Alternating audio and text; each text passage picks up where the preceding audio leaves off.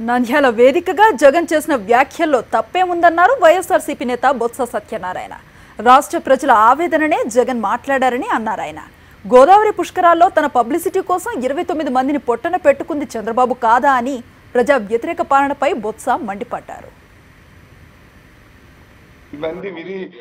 ఆయన అన్నానికి ఆ తుల్లో సంఘటన జరిపింది ఎవరైనా యనమల రామకృష్ణ కుటుంబ సభ్యులు కాదా? రైలు సంఘటనలో నుంచి ఎవరు చేయించారండి? వాస్తవం కాదా? జరిగింది అయింది 4 సంవత్సరం అయింది. ఆ ఎంక్వైరీ బయట పెట్టమనండి. జగన్మోహన్ రెడ్డి గారు అనే మాటలో తప్పేముంది? ఏదైతే రాష్ట్రంలో ప్రజలు మోసం చేసి వంచి ప్రజల్ని సాక్షాత్తు మన రాజమండ్రిలో మన తూర్పుగోదావరి జిల్లాలో 29 మంది పుష్కరాలుగా స్నానాలకి అని చెప్పి ఆయన గొప్ప కోసం, ఆయన పబ్లిసిటీ కోసం, ఆయన తాలూకు మెప్పు కోసం 29 మంది ప్రాణాలని బలిగొన్న